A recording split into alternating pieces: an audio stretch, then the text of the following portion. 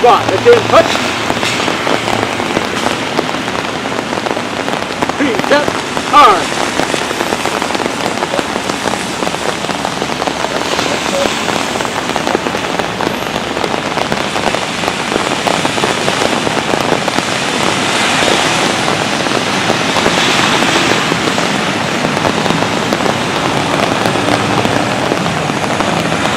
Move up, hard.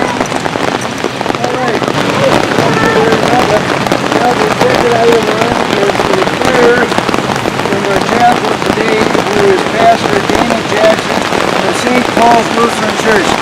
Pastor Dana Jackson, St. Paul's Lutheran Church, and I should tell you, she's also the chaplain for the Red Wing Fire Department and also the chaplain for the Red Wing Police Department.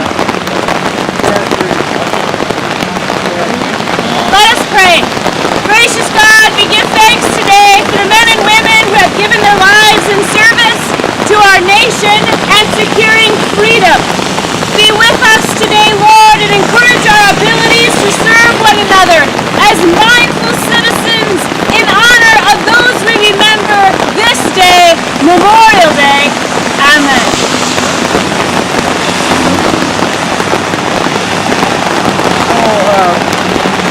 next item on the agenda, we have under the command of Ted Seifert, the combined rifle squads of the Post 1218 of the Veterans of Foreign Wars, and Post 54 of American Legion.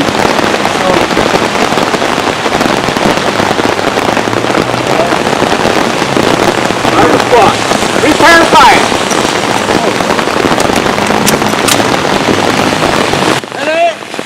And park!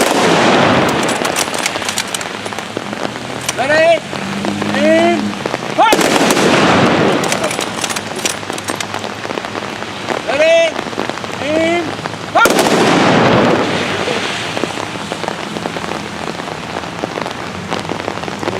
Walker, arm.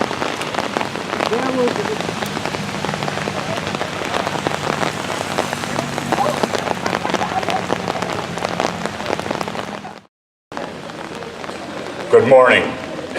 Welcome to the 2019 Red Wing Memorial Day Observance. My name is Raleigh Meffert and I will be the MC. Please stand for the entrance of the colors. Forward! March!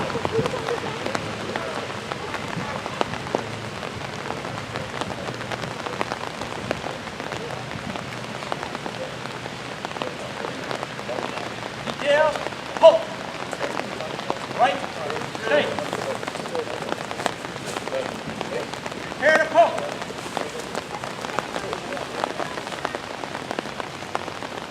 Halt the color.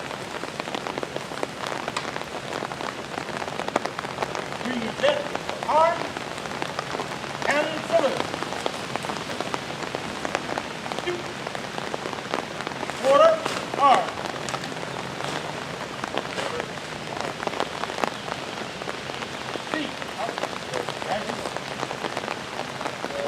You may be seated. On behalf of the Red Wing Memorial Day Association, I would like to take this opportunity to introduce the honored dignitaries who will not be speaking as a part of the program. Grand Marshal Sergeant Alexander Hayes, who was chosen as Soldier of the Year in the 431st Chemical Company. Honorary Grand Marshal Forrest Whipperling, United States Air Force. Woman veteran Janice Hins, United States Army veteran. We thank them for their service and allowing us to honor them on this National Day of Remembrance. We begin the program with an invocation from Pastor at St. Paul's Lutheran Church, Pastor Dana Jackson. We pray. Gracious God, be with us as we gather today to remember and honor the brave men and women who have died in service to our nation. Bless their loved ones and let us today, through our words and actions, mirror our gratitude for their sacrifice as well. We give thanks for our Red Wing community, all who are gathered, and our shared acknowledgement of the lives of those who have died to uphold the ideals we hold dear. Amen. Thank you, Pastor Jackson.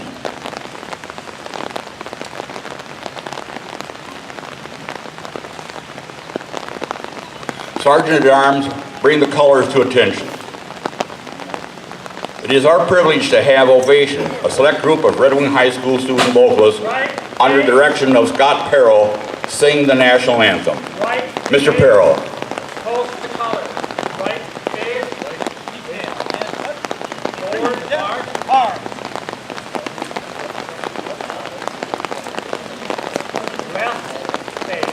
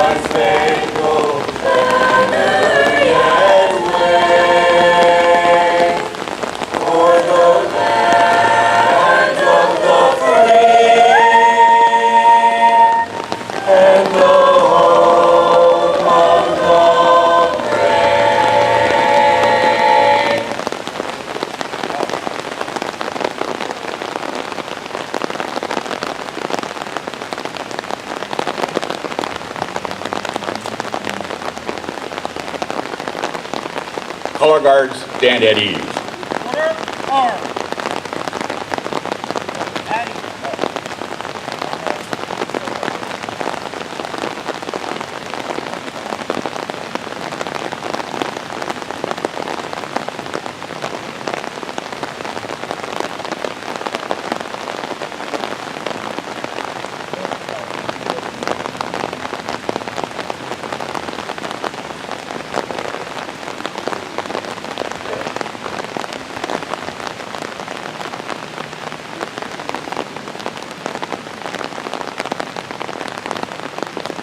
For the first musical interlude, under the direction of Scott Perro, we again present Ovation Choir performing In Flanders Fields.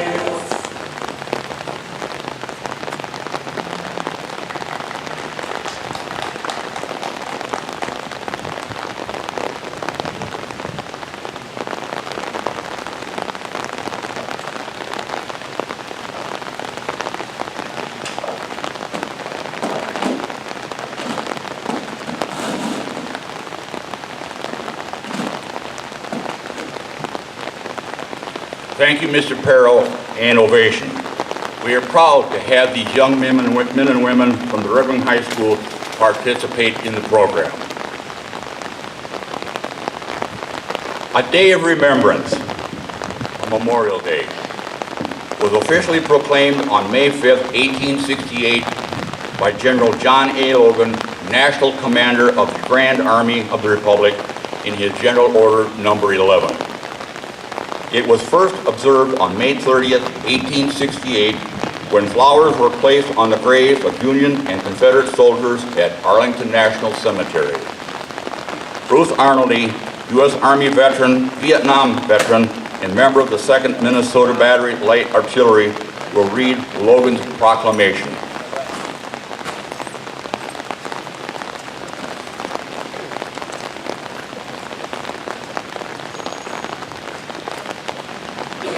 Good morning. General Order Number 11, Headquarters, Grand Army of the Republic, Washington, D.C., May 5th, 1868. Article 1. The 30th day of May, 1868, is designated for the purpose of strewing with flowers or otherwise decorating the graves of comrades who died in defense of their country during the late rebellion, and whose bodies now lie in almost every city, village, hamlet, churchyard in the land. In this observance, no form of ceremony is prescribed, but hosts and comrades will in their own way arrange such fitting services and testimonials of respect as circumstances may permit.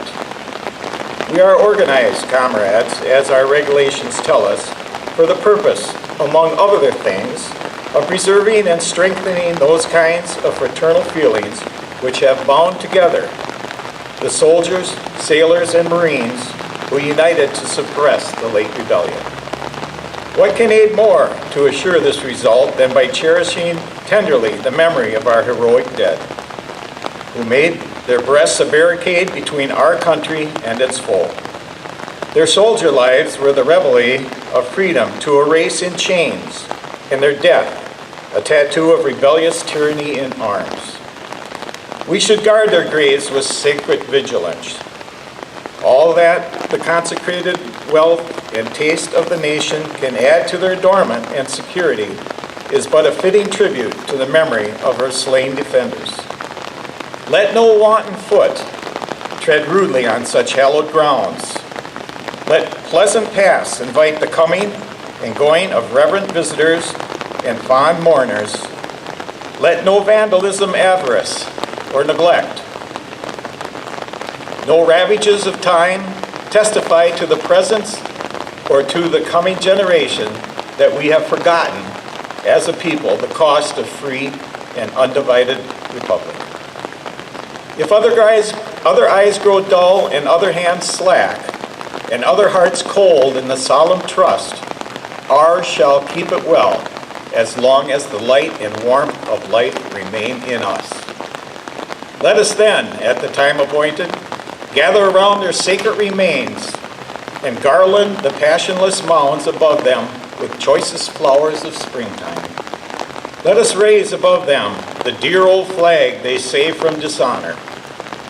Let us in this solid presence renew our pledges to aid and assist those who have left among us a sacred charges upon the nation's gratitude, the soldiers and the sailors, widow and orphan. Article 2. It is the purpose of the Commander-in-Chief to inaugurate this observance with the hope it will be kept up from year to year. While a survivor of the war remains to honor the memory of his departed comrades, he earnestly desires the public press to call attention to this order and lend its friendly aid in bringing it to the nation of comrades, notice of comrades in all parts of the country in time for simultaneous compliance therein. Article 3. Department comrades will use every effort to make this order effective. By order of John A. Logan, Commander-in-Chief, N.P. Chipman, Adjutant General, and Official William T. Collins, AAG.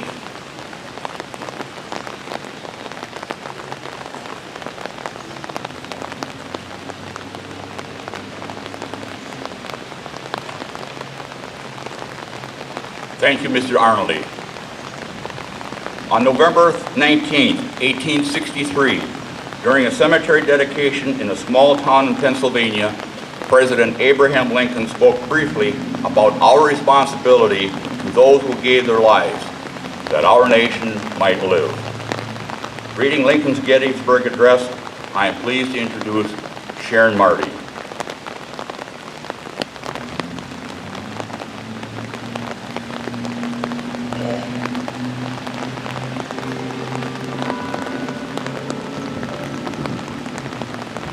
Fourscore and 7 years ago, our fathers brought forth on this continent a new nation conceived in liberty and dedicated to the proposition that all men are created equal. Now we are engaged in a great civil war, testing whether that nation or any nation so conceived and so dedicated can long endure. We are met on a great battlefield of that war. We have come to dedicate a portion of that field as a final resting place for those who here gave their lives that that nation might live. It is altogether fitting and proper that we should do this, but in a larger sense, we cannot dedicate, we cannot consecrate, we cannot hallow this ground.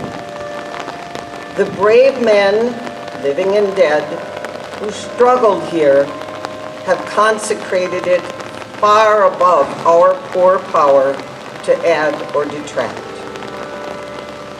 The world will little note nor long remember what we say here, but it can never forget what they did here.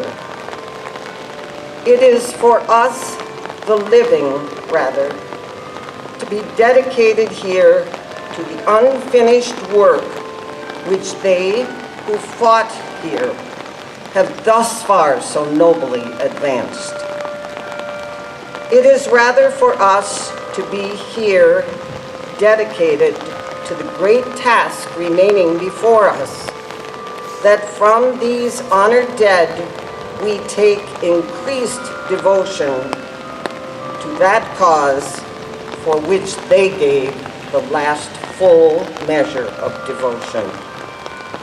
That we here highly resolve that these dead shall not have died in vain, that this nation under God shall have a new birth of freedom, and that government of the people, by the people, and for the people shall not perish from this earth.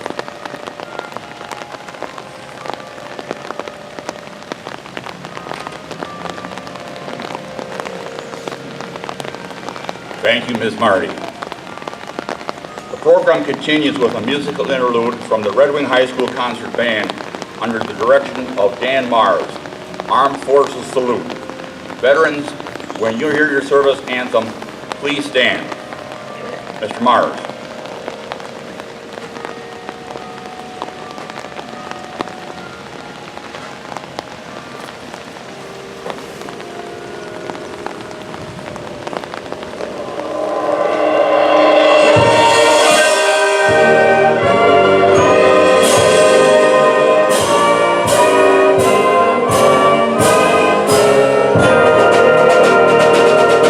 United States Army.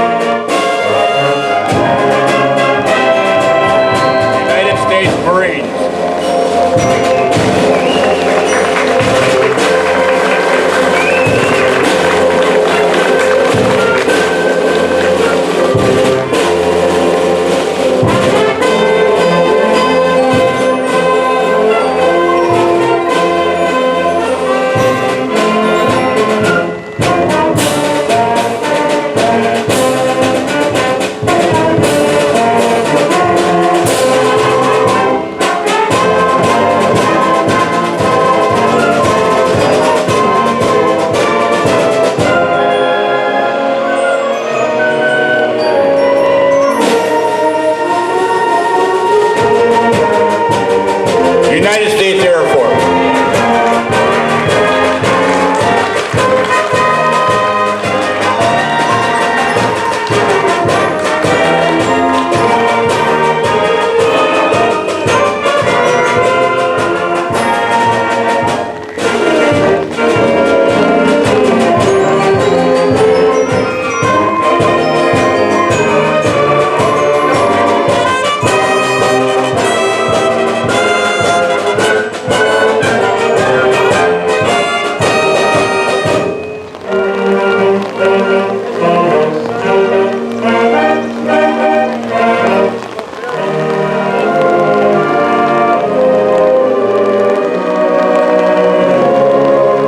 United States Navy.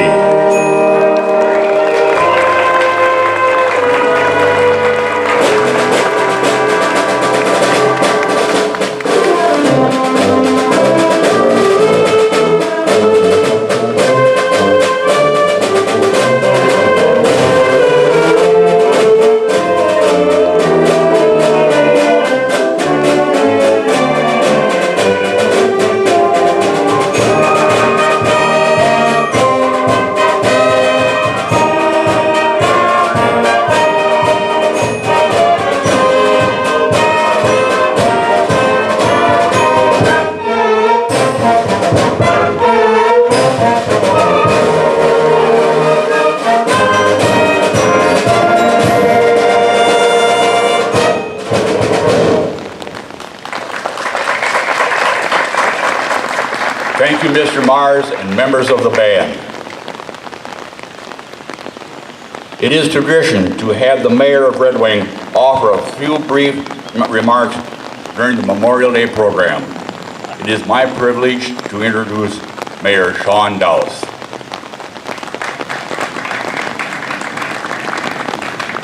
Thank you. United they stood, and united they sacrificed. Just before the election day in 2018, an American soldier in Afghanistan posted on Facebook. He wrote, "As the USA gets ready to vote on its own election Tuesday, I hope everyone back home exercises their precious right to vote, and that whether the Republicans or Democrats win, that we all remember that we have far more as Americans that unites us than divides us. United we stand, divided we fall. God bless America." End quote. Although the soldier who posted these wise words was a member of the National Guard and was described as a proud Republican, and his family likely had little interest in the actual results of the election, it mattered not that he was the mayor of North Ogden, Utah. When Election Day arrived in Utah, so did the honor guard accompanying his remains. The flag-draped casket of Major Brent Taylor, husband of one, father of 7, and inspiration to millions. Utah weeps for them today, his state's lieutenant governor wrote of the Taylor family. he could have added that the nation wept as well. A veteran of 2 tours in Iraq, Major Taylor was killed when a cowardly member of the Afghan National Security Forces opened fire on him during an insider attack in Kabul. On June 6th, the world will observe the 75th anniversary of the Normandy invasion. Over 209,000 Allied troops were killed, wounded, or went missing during this battle. Labels that we hurl today, like Democrat, Republican, red state, and blue state, matter little when facing mines and machine gun fire while charging a beach. Politics are irrelevant to a family that hears the words, "We regret to inform you." In fact, Joanne Steen, a behavioral health counselor at Gold Star Widow, recently wrote in a book of the same title, "We regret to inform you," to Gold Star parents, she writes, "The reality that your child is dead comes in doses. Reality doesn't have sensitivity or good manners, and you may be confronted with a harsh dose when you least expect it. Likewise, reality seems to operate on its own arrival schedule." Unquote. We continue to lose heroes every day in places like Afghanistan, Iraq, Syria, and in military training accidents and missions around the world. Some were only teenagers. Many were just in their 20s. Regardless of their age, to their families, they are forever young, healthy, and strong. From the American Revolution to our current operations against terrorism, 1 million American men and women have made the supreme sacrifice while serving in wars and conflicts. We honor all of them, not just those with the highest medals or the heroes who fought the most battles. They all died so we can continue to cherish the things that we love: freedom, country, and family. That is why we are gathered here on Memorial Day, to honor the memory of our fallen warriors who have given everything for their country. We are also reminded on this day that each generation, brave men and women, will always step forward to take the oath of allegiance as members of America's armed forces, willing to fight, and if necessary, die for the sake of freedom. And we want to be there for their families, long after the battlefield guns have been silenced and the bombs stop exploding, and the children of our fallen warriors will still be missing a parent. Spouses will continue to miss their life partners. Parents will never stop grieving for their heroic sons and daughters who died way too early. We need to be there for all of them. Nobody can replace these fallen heroes, especially in their eyes, in their families. But we can offer our shoulders to cry on and assurances that their loved ones' sacrifice not be forgotten. As Americans, we should all remember that freedom is not free. It's only possible because our fallen heroes have paid its high price, a price paid which enables us to have ceremonies and observances like this in communities across the country. Major Brent Taylor called on us to be unified. When we consider the sacrifice that he and his brothers and sisters in arms made for us, it is the least we can do for them. God bless you all, God bless America, and God bless our fallen heroes.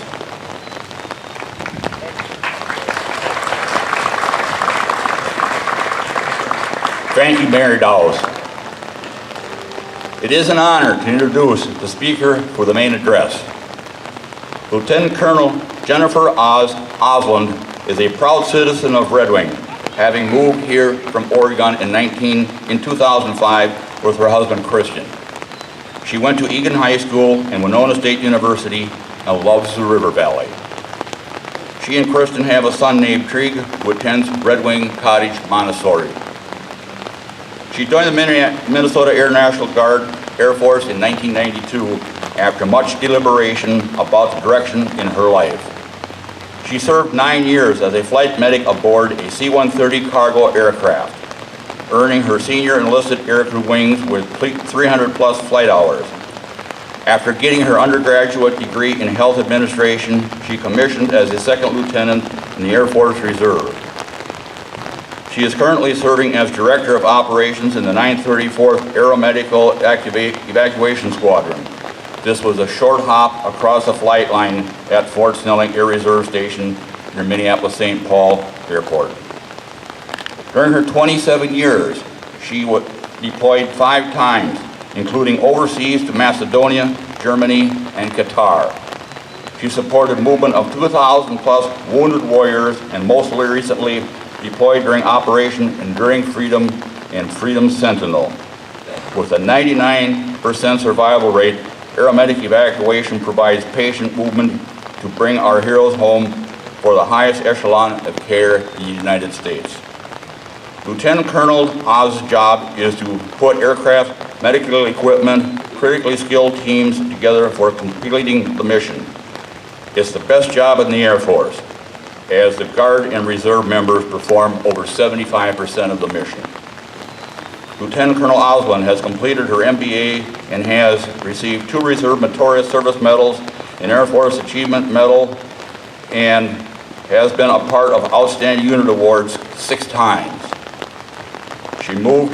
She's proud to be the 5th generation in her family to have served and the first female to make it a career. Ladies and gentlemen, please welcome Lieutenant Colonel Jennifer Oswin.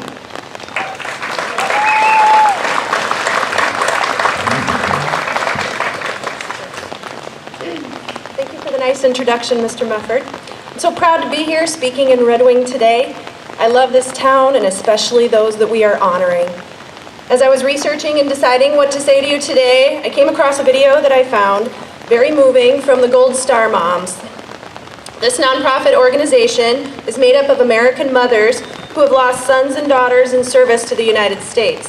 This video had me in tears, so I'll just start by reading the words. We remember them as children, playing in the yard, blowing out candles, taking their first steps. We held them as babies and we watched them grow. We remember them as our fathers and mothers and tried not to cry when they went out, and then we let it all out when they came home. It finally sunk in, though. They weren't coming home this time. We remember them on wedding days, first dates, waking up together, and how they died in slow motion when we got that phone call and heard, "You might want to sit down." They didn't deserve to die like that, but they believed our country deserved all they had to give. But there was so much more that they could have given. For a Gold Star family, every day is your own personal Memorial Day. The picture on the wall, the service uniform with the flag behind them, a flag on the mantle, a photo tucked away so that you can take it out and hold it when you need to. We still pay their cell phone bills so we can call and hear their voices, and we visit the base so that we can still feel included.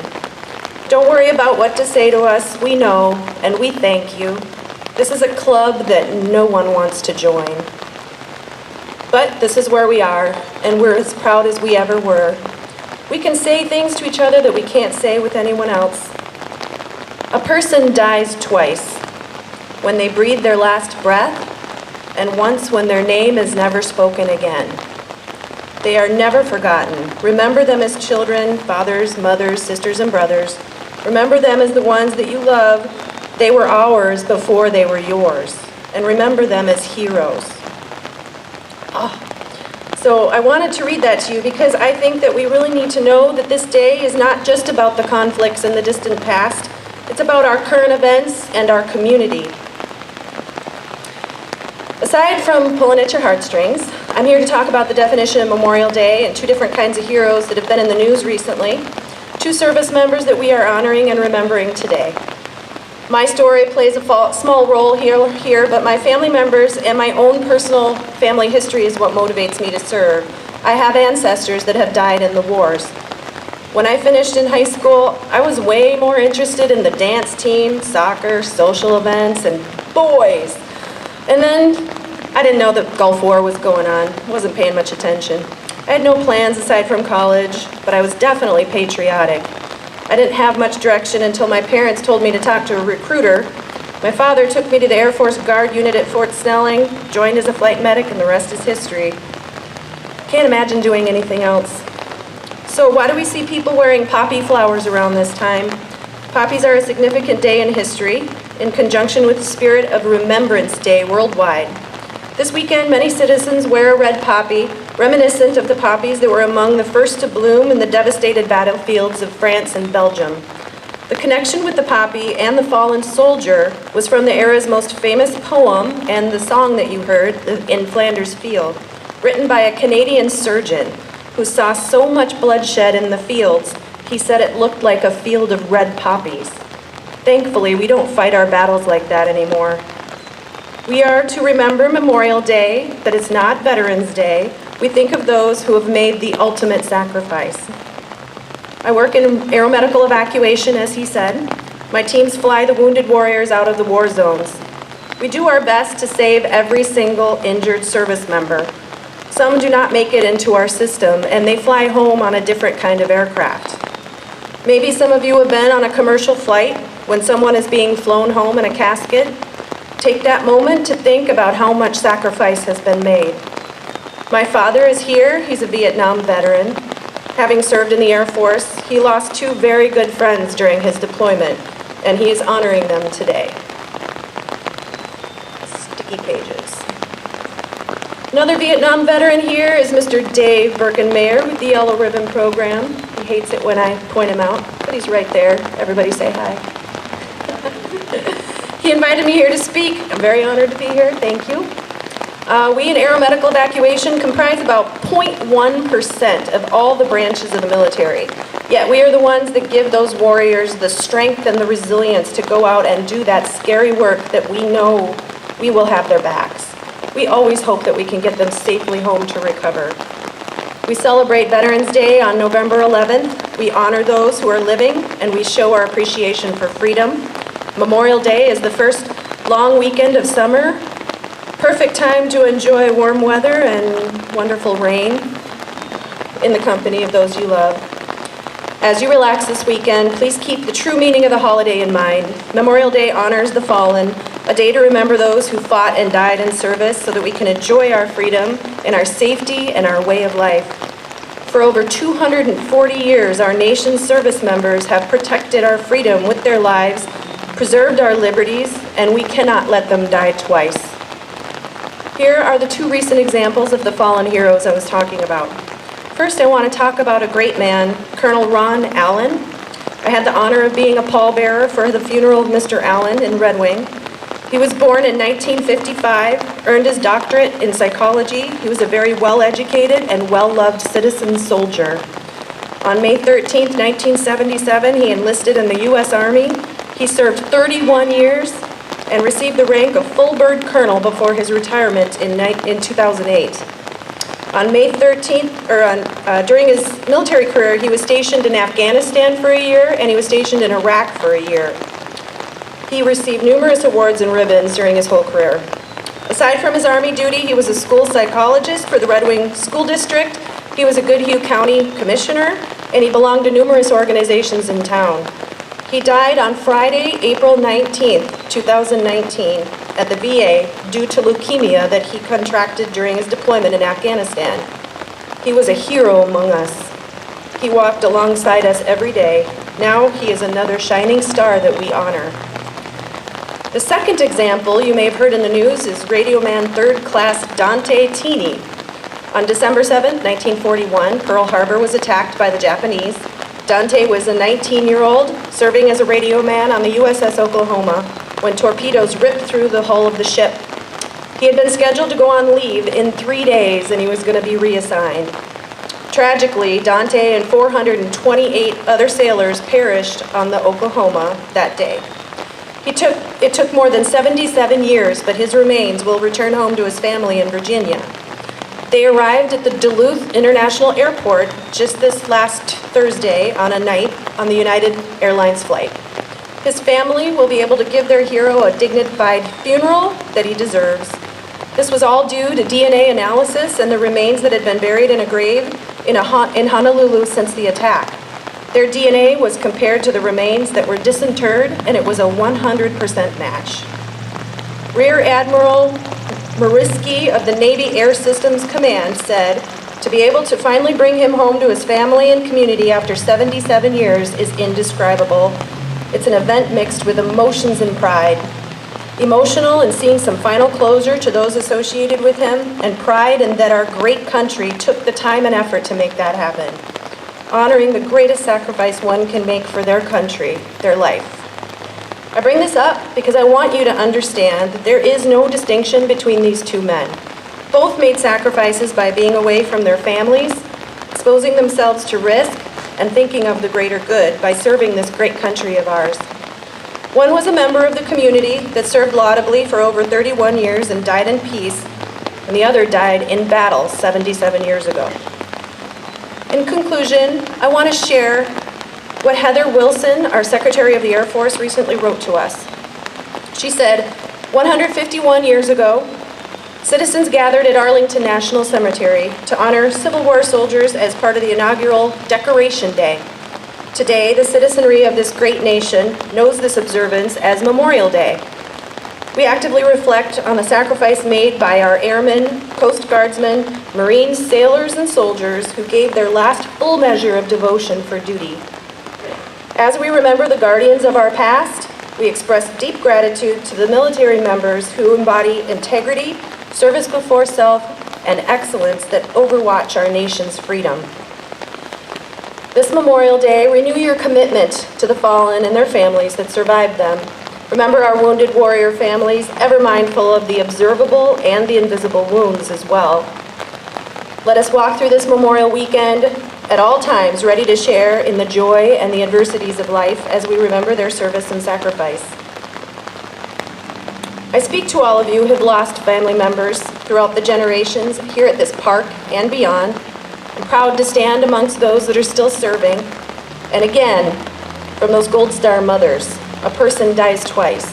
Once when they breathe their last breath, and once when their name is never spoken again. Let's not stop talking about those fallen. They would like everyone to be happy and to enjoy our American life. Thank you for listening. Enjoy the rain. Have a good day.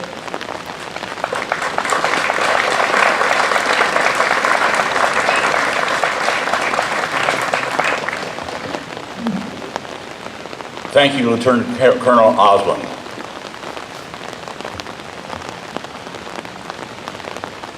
We honor the veterans from the Red Wing area that have passed since last Memorial Day. Their names are listed on the back of the program. Our departed comrades: Rodney D. Adolph, Ronald C. Allen, Kenneth E. Anway, John C. Baker, Samuel E. Blue, David J. Borgen, Donald D. Cohen, Charles J. Duffing, Carl Esterby, Colin B. Floan, Richard H. Gosted, Keith R. Gordon, Harold W. Verbitsky Jr., Daniel K. Gronball, Gail M. Grobe, Marion M. Hansen, Roger L. Hayes, Harlan H. Hyland, David T. Hutchson, Paul W. Jennings, Robert D. Johnson Sr., Jeffrey P. Kaiser, John E. Kors, Stanley R. Kukuska, Donald J. Lafferty, Leon W. Lampman, Donald D. Larson, Jeffrey N. Larson, Thomas W. Lonan, Malcolm A. McFarland, Patrick S. McLean, Francis J. Marcello, Gene A. Massett, Stephen E. Mickelson, Virgil Moore Jr., Michael R. Nash, Richard F. Newt, Arthur C. Owen, Harriet A. Cornston, James J. Rosacco, Willis G. Safe, Gary L. Stern, James J. Pebby, Robert A. Volkman, Forrest W. Watson, Paul T. Weckerling, Peter M. Weddy, Jeremy R. Wildeman, Robert R. Geary.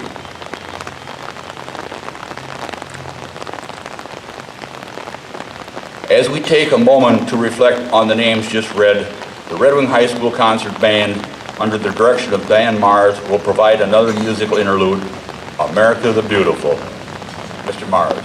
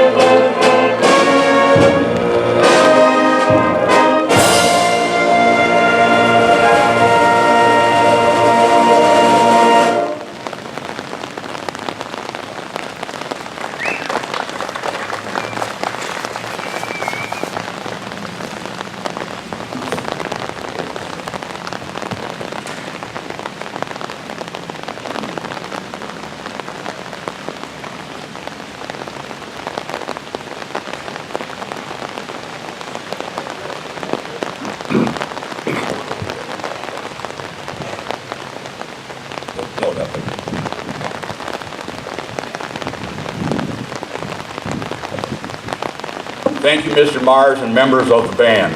Your participation has helped make this day the citizens of Red Wing, for which they can be very proud.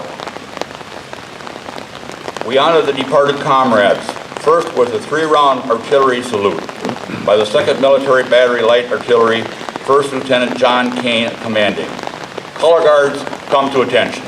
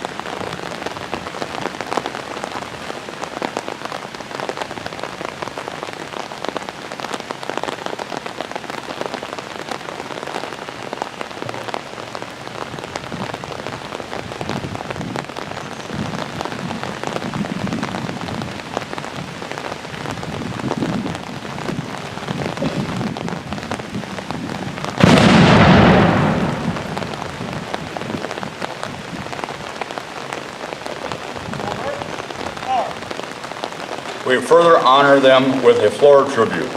Participating in this tribute under the guidance of Miss Karen Hemingway are direct descendants of the veterans of the Civil War and Spanish-American War. If you brought any flowers you would like to include in this tribute, please bring them forward now.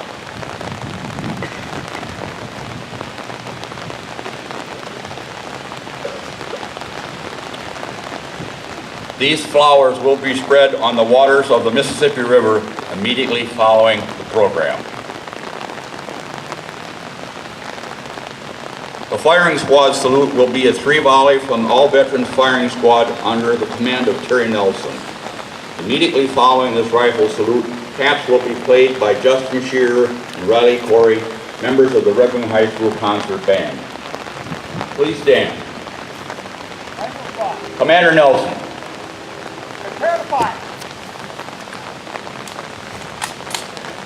Ready? Aim. Ready? Aim. Fire. Ready? Aim. Fire.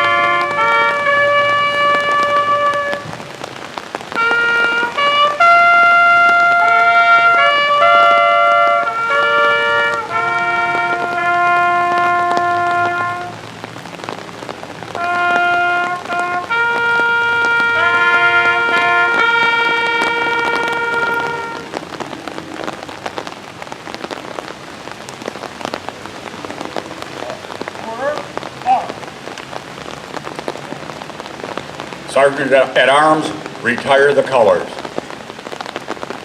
Prepare to retire the color.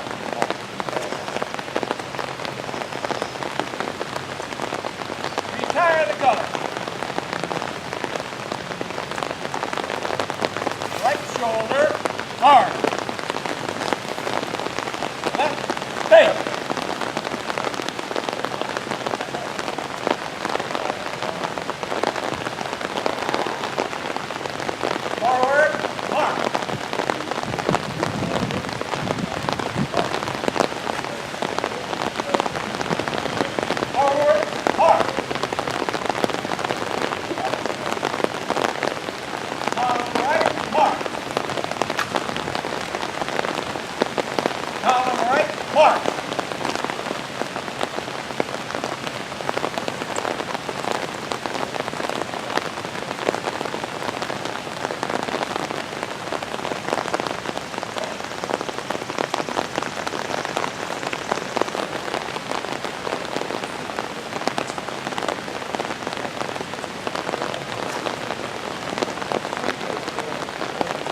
Pier 55, Red Wing area seniors and Beyond the Yellow Ribbon Hiawatha Valley family are sponsoring a Field of Honor in Bay Point Park this weekend. These U.S. flags will be on display until 9 a.m. tomorrow. If you haven't already, please take a few minutes of your time to see the stunning tribute to veterans. I've also been asked to remind everyone the American Legion is serving a brunch this morning immediately following this ceremony. You are invited to attend. There is a small fee charge. On late Friday evening, legislation was passed to rename the new High Bridge in Red Wing. Thanks to efforts of Representative Haley and Senator Goggin, the bridge will be renamed the Eisenhower Bridge of Valor. We look forward to celebrating the veterans, past, present, and future, law enforcement, firefighters, and first responders who put themselves in harm's way. We conclude the ceremony with the benediction from Pastor Dana Jackson. We pray. We remember today the men and women who have given their lives in defense of our nation, our freedom, and our future. Thank you for their legacy of determination, fortitude, and bravery. May we, with their same resiliency and courage, live as citizens ready to serve one another and to do so mindful that we are part of something greater than ourselves. Amen.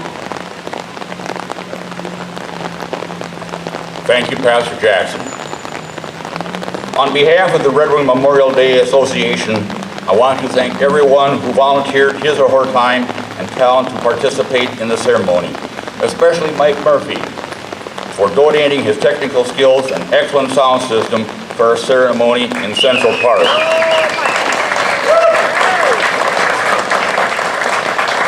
And the 434th Chemical Company providing logistical support.